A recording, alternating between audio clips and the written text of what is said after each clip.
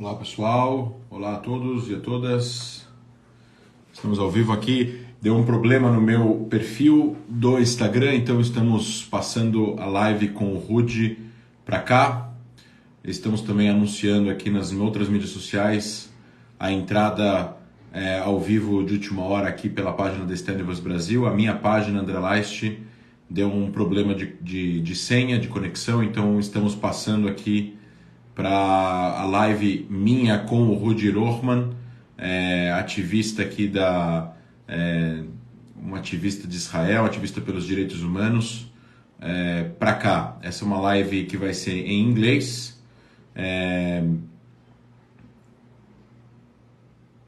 Estamos esperando aqui o Rudy entrar.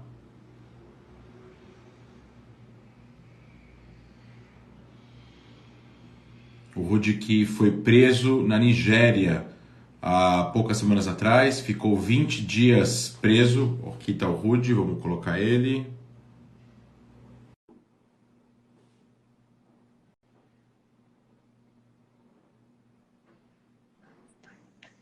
Hello, brother. How are you? I am fine. How are you? Oh, Hashem, last time I saw you was in your office in Brazil. Yeah. And now we are in my office, in my house, because of COVID. Ah, very cool. How are you? Well, Hashem, I just landed in New York yesterday. I'm here for 2 weeks across the US and Canada. And Okay. then we'll be coming back to Israel before Rosh Hashanah. I see. I would like to use the opportunity so you can present yourself to our audience in Brazil. There was a problem with my page. I don't know, somehow was denied to go live. Sometimes they do that. But now we are using Standiva's page, which is pretty big as well. And afterwards, we're going to translate to subtitle this live into Portuguese, and then we're going to share in my page and the page of Stand With Us as well. So we are here with Rudy. Rudy is an activist and a human rights activist as well. He's American Israeli, right? I'm Jewish Israeli. Jewish Israeli. America and France were just experiences. Yes. I would like to go further on that, like on that idea, because people know your videos from you speaking about being Judean and being native and being from the and being from and belonging to the land. But I would like to start from the end, because our audience here in Brazil, our friends, people that know you very well, follow you in the social media. They were very worried about you when you were arrested in Nigeria. And if you can tell us what happened. For sure. So first of all, we were there doing a project as a part of a documentary series called We Were Never Lost. It's a story where we're trying to showcase the different experiences, identities, and aspirations, struggles of lost tribes or disconnected communities of Jews around the world. Each season is taking place in a different region. Season 1 is in Africa, Season 2 is in Asia, Season 3 is on the Bnei Anusim of Spain, Portugal, Caribbean, Central and South America. Season 4, B'ezrat Hashem, will be in the Middle East. So we have large ideas of where to take this, and we were filming the first episode of our first season in Africa. So we went to Nigeria, and in Nigeria you have different ethnic groups. One of those ethnic groups are called the Igbos, which believe to descend from the tribe of Gad, of the Jewish people, G-A-D. And amongst those Igbos, which are 50 million, only a very small percentage have kept their Jewish identity, a few thousand to be exact. And so we went to document them, to share their story, to see what's going on, to figure out what kind of Jewish practices do they have. Is it similar to the rest of the Jewish people? Do they have their own special unique things? Are they suffering? What do they aspire? Do they want to come back to Israel? Do they want to stay? And we were there to tell those stories. Now, unfortunately, in Nigeria, you have a little bit of a political background where the Igbo people have been also trying to seek independence from the larger Nigerian state, because once upon a time they were their own autonomous group, and the British messed up like they did in many places in the world and sort of lumped all ethnic groups together, nations together that might have not fit together. And since then, the way it was done, it has led to many wars. There was a war in 1967 with 3 million Igbos killed. There's still discrimination today. And unfortunately, the government today just sees it as, if you are Igbo, which is 50 million, it must mean that you are an enemy of the state. Even if you are not part of a movement that is trying to secede from Nigeria, and even if you're just practicing your Jewish culture, they see kind of the whole ethnic group as a problem. And so since we were coming to do a film on a part of that group, they saw us as a problem and thus decided to imprison us for 3 weeks, which could have been 3 years. And yeah, because of political pressure, we were able to get out.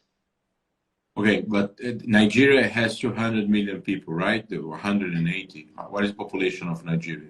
There are different estimates. I usually hear around 220. 220? Yeah. So 220 is like the population of Brazil in a country that is very small, very smaller than Brazil. So, and 50 million is like Igbos.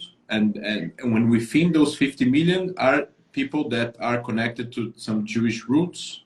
Is that correct? Yeah. So the G is silent. It's Igbo in and so there are different narratives. Now I can't say here's the genetic historic proof that proves the narrative, because even in the Jewish people we believe to come from 12 tribes. We can't prove that the 12 sons of Jacob existed, but we still, those who believe in it. The narrative of the Igbos is that they descend from one of the sons of God that was living in Egypt when the 12 sons came to Egypt. At that time, the Hebrews were very successful and rich and powerful because they had just come in the time of Joseph, and so it's before they became slaves.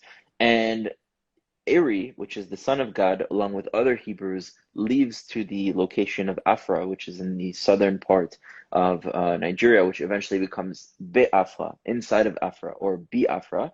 And some theories say that they mixed with another Afra people, which were also different than the rest of the other peoples living there, and that they created their own identity, which are the Igbos. And so we can't prove that this story is truth. And there's also, narratives that, tribes of Israel that were disconnected in the First Temple time, eventually when they were forced out, they went to Biafra and mixed with the other Hebrews that were descendant of Eri, because that's where you had a Jewish civilization and where they wanted to live amongst. What I can say is that when you look at the experience of the Igbos, it's almost identical to the experience of the Jews. 3 million were killed out of being massacred. It just so happened to be in 1967 of all years. You look at Igbos in themselves and their culture, they're the richest demographic in all of Africa, even though they're extremely oppressed and persecuted and pushed down. And just in the past 2 months, there were hundreds of Igbos that have been massacred on the streets for peaceful protests and so on. And if you look at their experience, they're constantly being blamed also within the society for all the problems. Economic problems, political problems, whatever it is, the Igbos are blamed for it. They're not allowed to hold positions of power. They're not allowed to be in the government. There's like part of pop culture, they say you want a lawyer, you want a businessman, you want someone in real estate, you want a doctor, you have to go to the Igbos. So you have the same tropes that exist with the Jewish people that exist also with the Igbos. Family values is very important, helping one another within the society. Oh, you have a cousin that's in this industry that I want to get into, let me help you. So you find tons of patterns within the experience. But what I can talk about historically is that historically it's proven, you go back 500, 600 years ago, when the first white people from Europe were coming to do missionary work to convert Nigerians or people living in that area that wasn't called Nigeria then yet, to Christianity. There were white Christian men writing letters back to Europe saying, we are witnessing Jewish life here. Like, there are people here doing circumcisions and having the laws of Nida, of when a woman is on her period, and mikvahs, of spiritual ritual baths, and of kashrut laws. They don't eat pork and they don't eat catfish. And there's so many things that they're practicing that there's clearly something Jewish here. So historically, some people try to say, oh, well, what if the Igbos were just, inspired by the Christian Bible that has the Old Testament and they started to become like it? Well, that's for sure not the truth, because before Christianity spread, the people coming to spread Christianity were witnessing Jewish life in this land, in this region. So what is the exact narrative? When did they come? How many came? How many mixed? How many didn't mix? That we don't know, but they're clearly the descendants of Am Yisrael. And where, when, and how, I don't know about that. But what I do know is that there is a few thousand that have either preserved their identity or re-emerging back to their identity. And they're the most beautiful souls that you can ever meet. And when you're there and when you meet them and you see how they live their lives, they live, breathe, eat, think, sleep, everything Torah. And it's the most beautiful thing that you can ever see. And we hope that their identity and their who they are will get recognition very soon. That's amazing. And the picture just before your arrest, you posted a picture receiving something and giving something to a kind of a leader, right? Who was he? So yeah, there's several kings in the region. He's one of the kings in the Igbo region, which is very large. There are many of them. But his story particularly is he believes to be a direct descendant of Eri, who's the son of God, who the narrative starts that this is the person that brought a community of Hebrews out of Egypt and went to the land of Afra. So he himself believes to be a descendant directly from Eri and has many things within his palace that show the proof of his ancient culture and so on. Has even a place where Eri is buried himself, where 3 trees were raised from there after the children were buried there as well. Has the sort of a throne of where Eri was sitting that has Aramaic writing on the floor that has been like carved into the floor. All sorts of very interesting things. And so we met with him along with other leaders of the area to try to learn more about the struggles and culture and identity. And we presented him a shiviti. A shiviti is a sort of Hebrew text art piece that is written in a menorah form. And we made it custom made with an artist named Jerusalem Scribe that I recommend everyone to check out. Jerusalem Scribe does beautiful work. And the writing around it was said, there's a pasuk in the Torah that says, in the times of Mashiach, the tribes of Israel that have been disconnected will gather back from the 4 corners of the earth and reunite in Israel. And so we wrote that verse all around as a sort of, not just a shiviti, but a custom one made for the tribes of Israel that are disconnected around the world. And so we presented that print to many people, many communities in Nigeria. We also brought a Sefer Torah, which was a miracle in itself of how we got it within a day. We had a Sefer Torah, and we brought it for the community as well. It's still with the community, and it's for the youth community specifically. Yeah, it's very interesting. And how was the arresting itself? Like, I mean, they arrested him in the hotel in the way back from meeting them in an ambush in the middle of the street. They were nice. You got a lawyer. Can you develop a little bit about the experience of the prison in Nigeria? It's like not a prison in France or United States, right? No, not at all. Sometimes you see action movies and you're like, wow, that's just so over exaggerated. And in this situation, is as if the reality was an over exaggeration of an over exaggerated action movie. Basically, we were there for 2 days with the community, filming all day, them interacting, praying, eating, living their lives, attending their agricultural animals and fields. We did interviews, going in depth as to what it means to them to be a Jew and how they see themselves. And towards the end of the second day on Thursday, we were not on our phones all day. Thursday night, we start getting messages of people saying that there's a lot of buzz and noise on social media of bloggers saying that we're connected to the movement that is trying to free Biafra, which again, I'm not here to be a part of that because I'm, fighting for Am Yisrael. I'm not necessarily against it. I'm not taking a position for or against it. My position was to tell the story of the Jewish people and specifically the Igbos that practice their Judaism and to talk about their identity, their culture, not to come and to mess with internal politics and to come and be a part of that. I'm also not a part of any governmental mission or diplomatic mission. So even if I were to support something like that, it would be on an individual level, but that's not what we're there for. And so we made a public statement saying, regardless of any political position or opinion that anyone has, the We Were Never Lost team is only here to tell the stories of the cultural element of the Jewish Igbos. And we're not here to be a part of any sort of governmental diplomatic mission. We're here to do this, and that's it. Unfortunately, we thought that was enough, but it wasn't. 7 in the morning, the next morning when we wake up, We start to get ready. We needed to leave by 7:45. At 7:30, we get a phone call to come downstairs and that the police were here and we needed to bring our phones and our passports. We're not afraid at this point because this is the police. It's not a gang. It's not people who are here to kidnap you necessarily. So we're not afraid, and we come down, and what do we see? We see 15 armed men with black ski masks, all dressed in black combat boots with big guns, and one of them like SWAT team. Yeah, like a SWAT team. And they're very aggressive in their demeanor and their posture and how they're interacting and how they're speaking and how they're looking at you. And there's one of them that doesn't have a black ski mask, who's the officer there, and he says, "We are the DSS, we are the Shin Bet or FBI version of what Israel has or the US has for Nigeria. And don't worry, you're not being arrested. You're just going to have some few questions to answer. You're being invited. All will be good."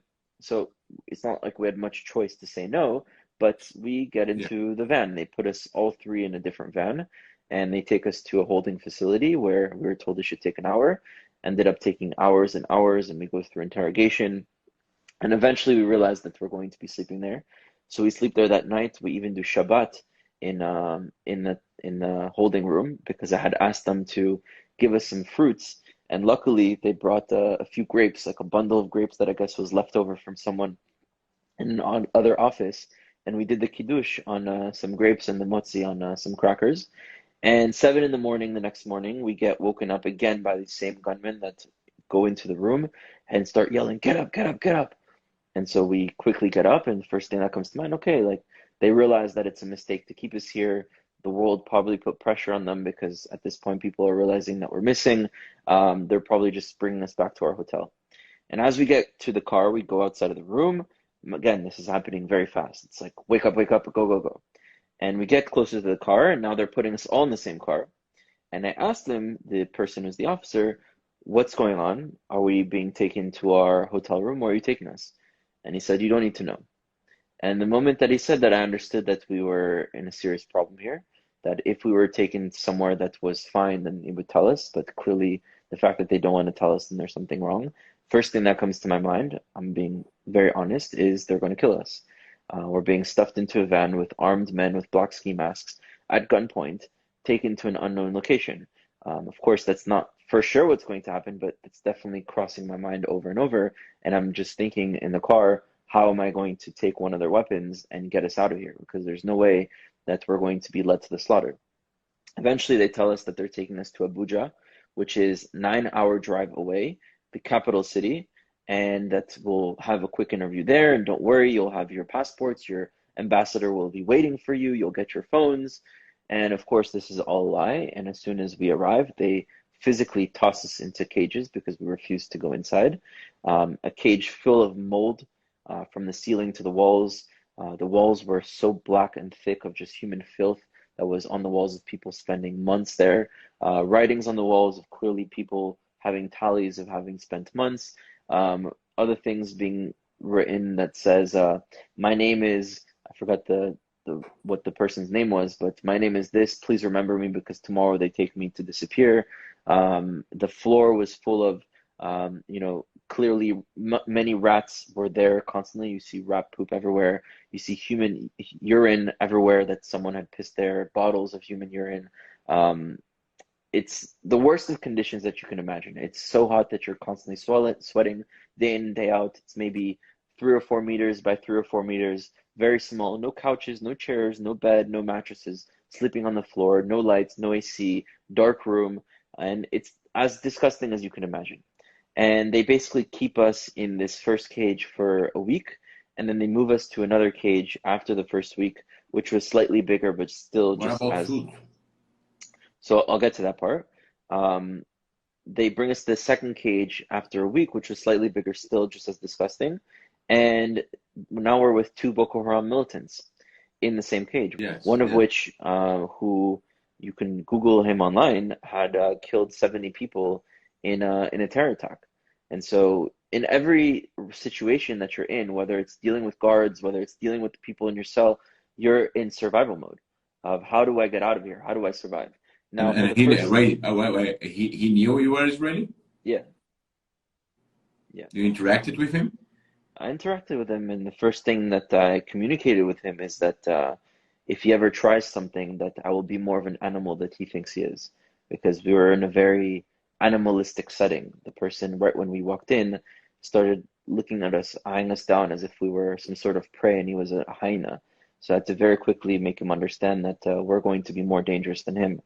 Not that I necessarily am. I'm very much so a peace activist trying to unite the Yeah, world. I know. But But you can be as a former soldier of IDF, you can be aggressive as well if I you have have this I gender. I have to be with someone like that to show them that uh, it's in their interest not to do whatever they think they want to do, which would be the wrong thing to do.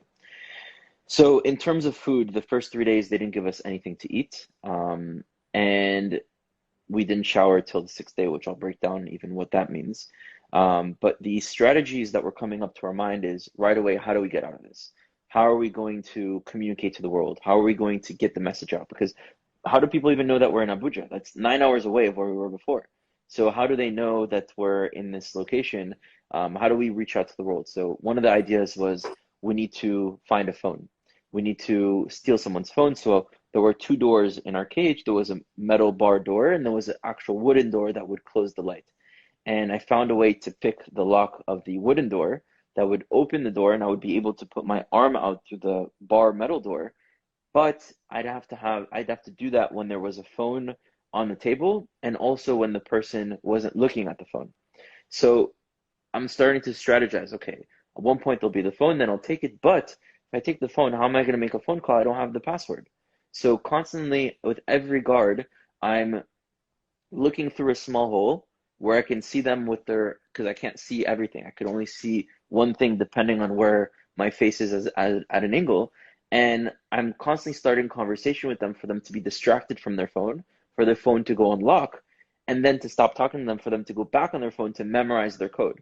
But they don't have iPhones, they have Android. So the code is some swiping thing, which is a bit more complicated. So as soon as they'd put in their code, I had a like a stick and I'd like carve it into the wall and kept doing it to say, okay, this person's phone is this pattern and this person's phone is that pattern. And when I'd get the phone, I'll use that pattern to try to unlock the And phone. at that point, no communication with any officer. No, No, you're going no, to spend so many days. You're going to see. no, No. You no, didn't ask. no awareness of what's going on, no phone call, no communication with our families the whole time we're there. No, nothing, no lawyer, no nothing. And the other strategy with food was actually on the fourth day. I knew at some point they had to give us some sort of food. The fourth day, I had told the people that I was with Noam and David, I'm like, look, at some point they're going to have to give us food. And when they do, we have to refuse it. We have to say we can only eat kosher food, which A, we do keep kosher, but B, the reason we did that is because the only place that you can get kosher food in Nigeria is the Chabad house. Now, if they go and reach out to Chabad to provide them food, which I told them they would give it for free, you don't even need to spend it, they don't know that all the Jews are connected. And they don't realize that if they reach out to Chabad and say, we need you to provide us food for 3 Israelis or 3 Jews that are in this place, that Chabad at that point had for sure already spoken to my parents and for sure is already aware. And that would be a way for us to reach out, to cry to the world, we are here. So the entire time, what's going through our minds is survival mode, survival mode, survival mode. Get us out of here. Let's find a way to reach out. And even when we were in the other cage with the two Boko Haram terrorists, I took a piece of metal and sharpened it and made a shank. You know, it's total survival mode in every single way. After the sixth day, we managed to see.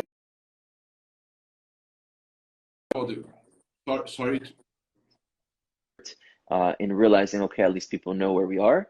And he negotiated with them to bring us one meal a day from the Chabad. So from that moment on, we had a Chabad meal once a day, although we would take a portion of that and give it to the guards to give to an Igbo woman, the head of the community that was with us, that we would always provide her with food as well, because she's also Jewish and deserves to eat. Even if we get to eat less the one meal that we have, we would appreciate her doing that to us if we were in the other situation. And he also tells them that you need to give them showers. Like, what is this reality that they're sweating day in and day out and they look disgusting? They haven't brushed their teeth. They don't shower. You have to give them showers. And so what is a shower in Nigerian prison?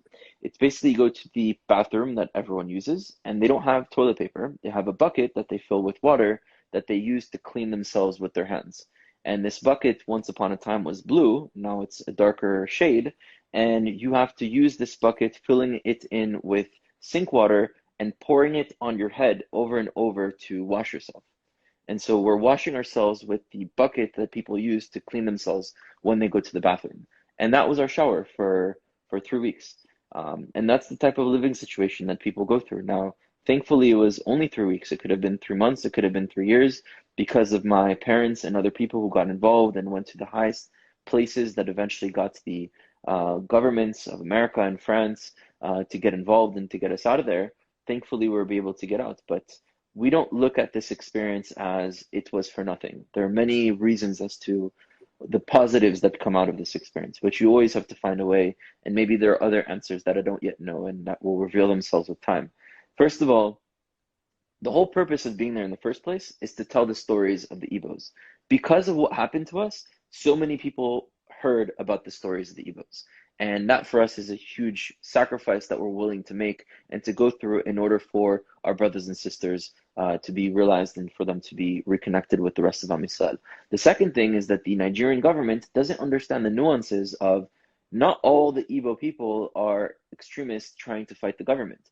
So if you're going to be against the extremists, which is their right, let's say, don't target every single Igbo or the Jewish community that's there. So because of what we went through, we're able to explain to them things that they should know of their own community, and maybe that would result in them attacking less the Jewish community. So there's always a reason for everything to happen. We went through what we went through. We had at no point given up hope. The way I was able to get a message out to my family was we were in one of their offices and I ripped out a piece of paper from a book and took a pen and stole one of their pens and wrote a letter. And when the Israeli ambassador came, I folded it up and slipped it in his pocket and told him in Hebrew, "You have a letter." And we were trying everything to do to be in survival mode. And you don't really know what that is until you're in those situations. And I had been in those type of situations before being in the army. But the difference with the army is that it's your choice to be there, and you know what happens tomorrow. And you do have freedoms, like you can go outside. We didn't see outside for 3 weeks. We didn't feel the sun on our faces. We didn't get fresh air, for 3 weeks. And it does impact someone. Even going to the interrogation room, just seeing different white walls was something that was like necessary, because seeing the same thing, same walls surrounding you is just insane. So there's a reason for everything, and B'ezrat Hashem, more answers will reveal themselves as they come. Somebody asked, what happened with the phone? You succeeded to get a phone and to get a phone call out during this experience of the passwords and stuff like that? Unfortunately not. They changed us to a different cage after the first week, and there were different people guarding, and it was not in a situation where I could even reach for a phone. So the phone idea didn't go through, but there were many plans that we had in our minds. We had plan A, plan B, plan C, plan D. Like every single day was a combat for survival. And how was the release day? When you understood that you're going to be released? So on the 20th day, they take us downstairs to a room that they would usually hold us in, and they tell us, you're being released. We didn't believe them because we heard that so many times. They take us outside, and this is the first time we're outside. You see the sunlight, you see, the small bugs flying in the grass. You hear noises, even of like car honks, and it's like, it's like overstimulating experience. And then they put us into the car. They take us to the immigration. At first, the immigration didn't understand what was going on there, and they wanted to put us back into a cage of the immigration. But at that point, the ambassador of France and the ambassador of the US were there, and they really fought for us to not be put back in the cage. And from there, they took us to the airport. And from the airport, only when we passed security and passed the scanning part where you scan your ticket and you go in the hallway to go to the tunnel to go into the plane, only once we were in that tunnel did we get our phones and our passports back. So till the last moment, we were disconnected from everyone, and took a flight back to Israel. This was we landed about 2 weeks ago, 2 weeks ago in a few days. This experience shows the lack of communication sometimes that happen between governments, and the actual reason where you're doing just a film show Jewish connection to many people that maybe were lost in the past, and they are thinking that you are trying to, I don't know, hijack the conspiration about something about to be against the Nigerian government. How can you connect that with the Palestinian-Israeli conflict, for example?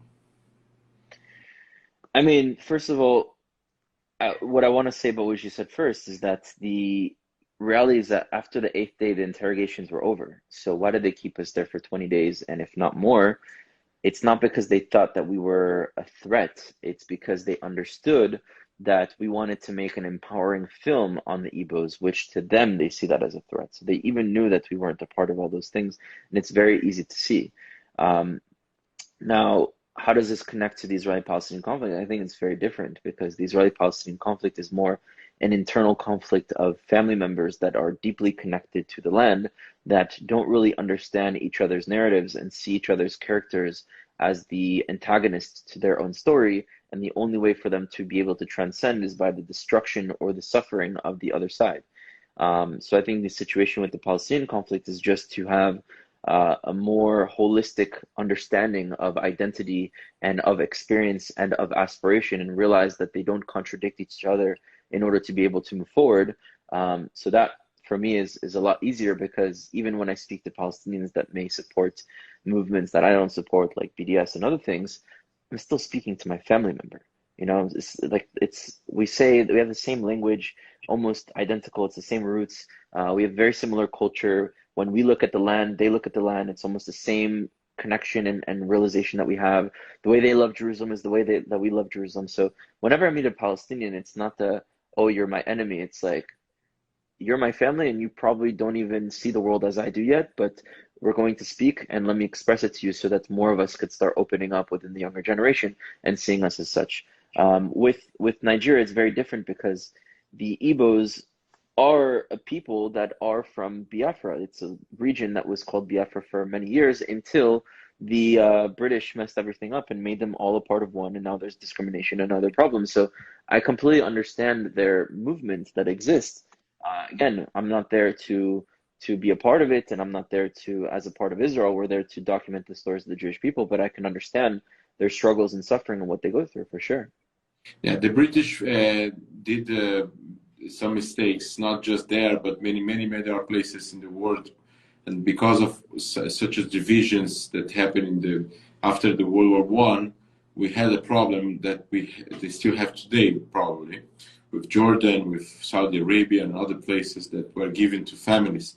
Tell us a little bit about your work, your activism today, because your videos sometimes get viral here in Brazil as well. When you are discussing with people or talking to people, trying to explain Zionism and Judaism to people in some campuses in the U.S.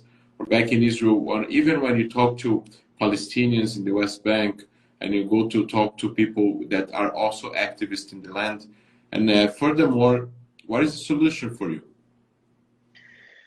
Yeah, I mean, a lot of my work entails combating anti-Semitism, the different narratives that exist against the Jewish people, empowering the next generation of Am Yisrael, being able to narrate our story in a language that people can understand, not just the language of facts and dates and times, but also emotions and understanding the identity that is rooted to the land as an indigenous people and civilization, and trying to break free and to transcend from the competing narratives that the world has tried to place on us of the Israelis and Palestinians. I don't think there's anybody with a solution or anybody that should be saying that they have a solution, because it's not the model of we're just going to come up with a solution that is written down on a piece of paper and impose it onto the peoples of the land. I think a solution is more of an accomplishment of a process with many obstacles along the way. And we can have theories of what a solution could look like. It's very healthy to know potential options, but we need to realize that along the way, there are things that may change that may totally be different to what we thought. For example, look, 2 years ago, no one would have thought the world would be impacted by COVID. Companies didn't think that they would have to pivot and change like that. You can't foresee the future. So when you're sticking to only one solution, you're not open to other solutions. Now, that doesn't mean that when there are bad solutions, you can't call them out and say that that's just something that will never exist. So for me, the only way for solution to exist is for both peoples to achieve their aspirations and for both peoples to be able to fulfill their needs as a culture and also end the injustices that they experience. And I think that we can't do that. There are many ideas such as federation plans and such that take that into consideration. But I think what's most important is for us to first rebuild the connection that we have on the societal level before we build it on the political, economic, and structural societal level. Yeah, I heard once the Khaled Abu Tomeh, the journalist, saying about the conceptual idea that the concept of the existence of a sovereign something for the Jews in the land, doesn't matter the size, is the big problem. Is the big problem. 48 is not 67. So the problem is not the presence of Israel in the West Bank. The problem is not the settlements. That's just 2% of the land. The problem is the concept of Jewish sovereignty. Don't you agree that the Palestinian Authority, the leadership, in the same time that they do interviews in English, the BBC and the CNN saying that they are pro 2 states or 3 states, doesn't matter, they recognize Israel's existence, but in Arabic, when they educate in the Palestinian schools, on the websites of Fatah and others, even Tanzim and the radical affiliations of the armed groups in West Bank, the narrative is they may recognize Israel's existence, but they don't recognize Israel's legitimacy. And if you don't have legitimacy, they cannot sell a plan to their own people. So they are trapped in their own narrative and in their own rhetoric. How you do that to explain, I don't know, maybe during when you go to the campuses and you find so many people that just hate Israel, sometimes you meet Jewish people that hate Israel, right? How you do with that? So sort of two different topics. With the Palestinian Authority, I think that if you speak to any Palestinian or the vast majority of Palestinians, they will all tell you that Abu Mazen, Khalid Mashal, Ismail Haniyeh, these people don't represent the Palestinian people. These people represent their own interest. These people are even seen sometimes as pawns of Israel, although that explanation I disagree with. And they don't see them as a representation of the Palestinians. So it's important to disconnect the image that the PA gives, the actions that Hamas does, with the Palestinian population, millions of human beings. So that's number one. Number two, how do we change that? I mean, Israel could get rid of Hamas and the Palestinian Authority if it wanted to. Now, of course, you can't just get rid of something bad and not have something ready for it to be replaced. So before you could even do such a thing, you would have to empower the right people that truly represent the population, that truly care about the people. And those type of individuals, people that I work with as a part of Habayit, which is a movement that unites Israelis and Palestinians on the land, they're not allowed to show their faces publicly because they get executed or discriminated against, their families threatened. Now, how do we even get leaders that are local leaders to start mobilizing? Well, first of all, Israel should protect their lives. If something were to happen to a Jew, there would be a consequence. If something happens to a Palestinian by a Palestinian, there's no consequence. So Israel should be using the power that it has to protect freedom of speech and to allow a space for those conversations and those individuals to rise up. And when those individuals do, they will be elected. They will be in charge of education. They will be in charge of pop culture. They will be in charge of the radios and the schools and the sports teams and all these different things, which just culminates and creates more hatred within the society. So there's a lot that Israel could be doing right now that it's failing in doing. And I say failing because when you have the power, you have the responsibility to do so. That's in terms of that. In terms of speaking on campuses, again, every person that you engage with is different.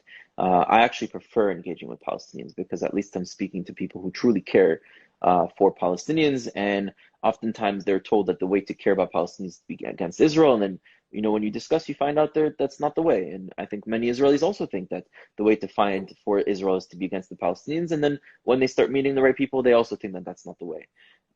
When it comes to Jews that are against the Jewish people in Israel, I think there are many reasons for that. First of all, social pressure. You go today to a college campus, the left is completely anti-Israel. If you want to support Black rights, Native American rights, gay rights, Hispanic rights, any sort of minority rights, it's also today attached to being anti-Israel. So they want to be liked and have friends and have a social life. So why would they take a position in supporting Israel and not be against in order to get likes? Plus, I think many Jews in the diaspora have a very shallow understanding of their own identity. They think it's just a religion. They're not connected to the religious elements and the spiritual elements. So they disconnect from it all. They don't understand that we're people. They're fed a lot of false information and a lot of disinformation, which causes them to come to wrong conclusions. They're sold narratives that are pulling them apart. There's also a lot of trauma that causes usually someone who's traumatized to side with their oppressor. So for example, let's say a woman is in an abusive relationship with a man. There are three ways in which a woman can react. A woman can fight back and remove herself from the situation, which is the best case scenario. I mean, the best case scenario is not happening in the first place, but that would be the best solution to deal with in that situation. The second option is for a woman to ignore it and to pretend it's not that big of an issue, which is bad. But the worst is some women blame themselves for the suffering that they go through. And so you look at the Jewish people, you have some Jews that fight back. You have many Jews, and I would say even most Jews in the diaspora, that ignore. And then you have some Jews that subconsciously blame their own society and their own identity and their own aspirations and future and say that this is why there are problems. It's because of me. I'm going to go against my collective and just accept me, accept me, accept me. And it's not from a position of them being bad people. It's a lot of trauma. And so I think a lot of Jews that label those Jews as self-hating Jews, that's not the right term. You wouldn't call a woman that blames herself for her trauma a self-hating woman. You would see that woman as someone who's been broken and that you need to help empower in order to rise above it. So if we look at those Jews, we need to help empower them to rise above it as well. I'd like to ask you the last two questions.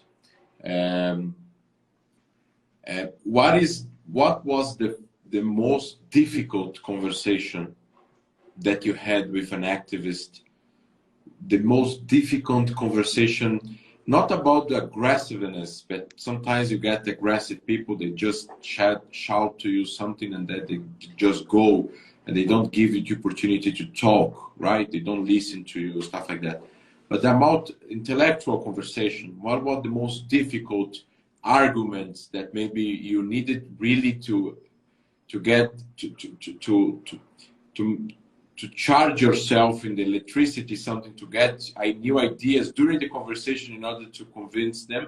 And what was the biggest surprise? Maybe you start a conversation very badly with someone. I had the opportunity here in Brazil, and sometimes the person just understand your arguments in, I don't know, 15 minutes, in 30 minutes, in 1 hour, and then you got a friend that realized that he's not against Israel, and he believed that he was against Israel for 20 years, and now he's not against Israel anymore, and maybe you keep in contact with him afterwards. What was the two situations, like the worst, the most difficult one, and the biggest surprise, if you can remember, of course, of your thousands conversation you got in your life?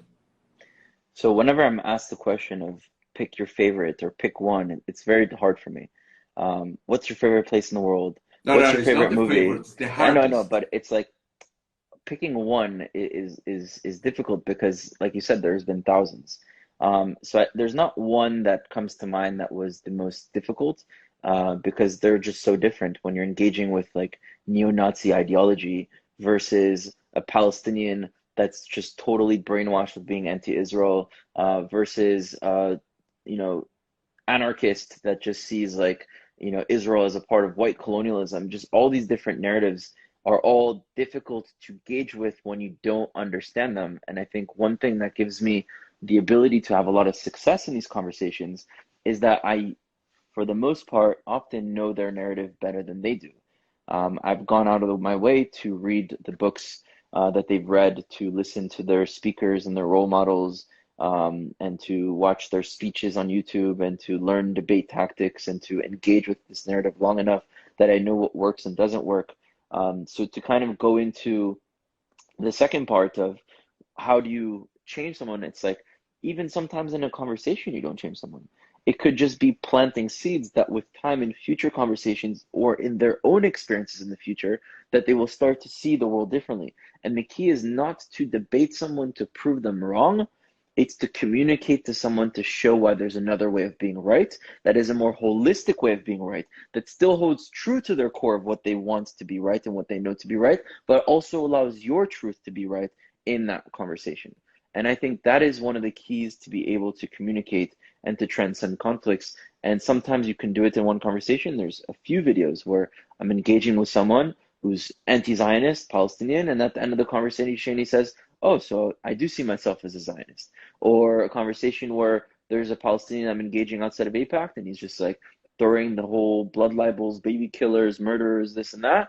And then at the end is giving me a hug and giving me total respect and saying that more people should be doing what we're doing. So there are many things that can happen that way, and sometimes it's, it takes years for it to happen. But we need to heal trauma. We need to fix the problems that have created that allows people in positions of power to profit off of suffering, and to write a better narrative towards the future that allows the total body of the world, which we are all parts of. We're either organs or systems that are part of the greater body. We need to heal each other in order for the body to be one again and to function properly.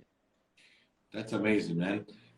Last thing, when we're going to eat hummus again? I mean, I cannot travel to Israel without making a quarantine.